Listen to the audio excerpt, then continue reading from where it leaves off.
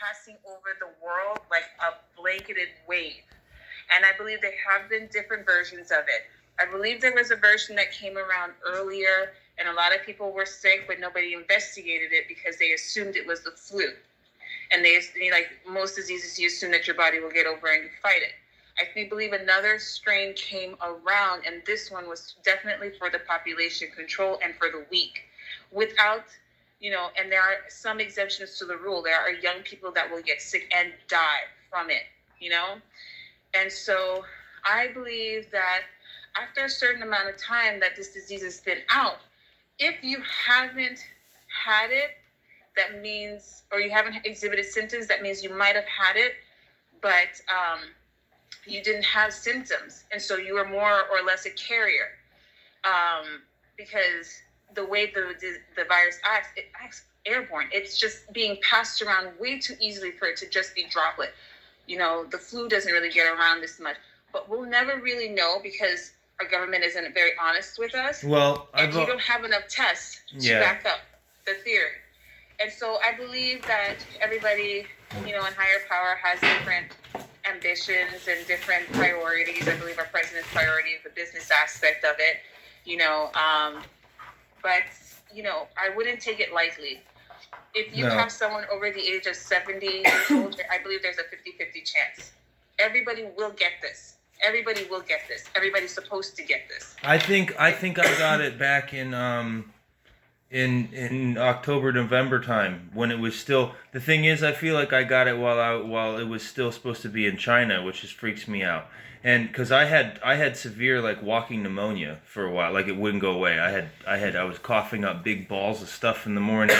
I had rails in my chest when I woke up that were scaring me. I was ready to go to the doctor for about. But the thing that you have to be careful of is, like you said, there are different strands of it, and until it's done making it cycle around the world, you have to be careful with what you're bringing in.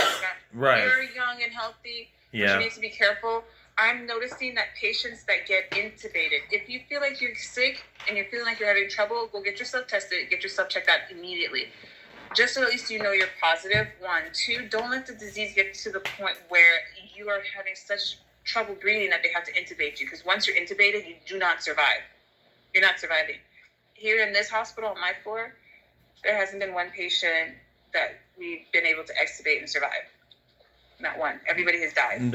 That must not be the route to saving someone's life with this, then, is to intubate them. There's got to be... Well, the thing is, too, is like we're in Florida. An overwhelming amount of our population is elderly. Yeah. So that's why we're getting, the survival rate is so low, because everyone's unfortunately old. The breathing thing is not their only problem. I'm still trying to figure out, again, with things not making sense to me. I back when I was watching this in China, I was going around saying, "Is anyone seeing this stuff in China?" Because no one had heard of it, and I said, "Is anyone seeing this coronavirus in China? It's scaring the crap out of me. Have you heard of this?" And everyone's like, "I don't know what you're talking about." So weeks were going by, and I'm like, "We have to stop flights coming out of China if this is real. This is bad." And people were like, "What are you talking about?" So it just kept going and going, and then here we are today, and they're still like having flights fly around. Why weren't every flight out of China stopped back months ago? Here in Florida, and we're still getting flights out from New York. Like, a lot of people are trying to escape this. That has to stop. It doesn't make any sense. It doesn't make any sense to not stop the flights. I don't understand. So if they don't fly, they'll drive. This is why I don't trust everything going on so bad. It seems so bad that I don't trust even taking a test. Even if I was sick, I would just stay home and try to treat myself holistically as best I could, because I don't even want to. If you feel sick and you come to the hospital, but you're walking and your vitals are okay and you seem to be tolerating it, they are going to send you home. Right. Because we don't have enough equipment we don't have enough, we just need to keep the beds open for the really, really sick patients. So if you're able to manage it at home, they're going to tell you to go home. Right. And that's with any sickness. As soon as you're able to manage it at home, they kick you out of the hospital. Yeah. Because the longer you stay at the hospital, the more likely you're to pick up something else. And they're not trying to get that liability, because if you do pick up something else, the hospital has to fork the bill. What would you when would you say like you need to go get tested? Because you're saying get tested as soon as possible, but don't come to get tested if you don't have like this, if you're able to walk around. So Here's the thing: if you have a fever and you feel like you have a cold, go get tested. That's very important because you need to know whether or not you have it. I'm not getting tested. Yeah, but there's nothing that could make me want to go get tested because this is why.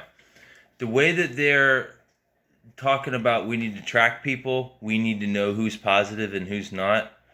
That's because they want to track people. It has everything to do with tracking people and not helping people. And that's why I want no part in any kind of official nothing. If like I said, if I'm feeling sick, I don't want them to know.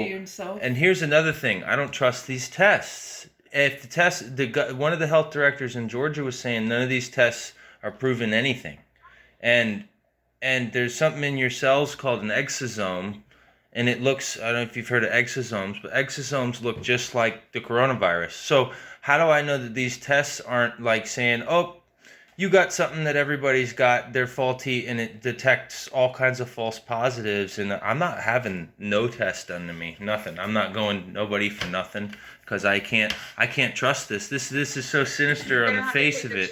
You're gonna have to take the chance because honestly, if you don't, you cannot wait. This is not something you should wait. If you let it get to a point where it gets so bad and you have to be intubated, you will die. It's just not a joke. You will die. It's not. I'm not getting tested.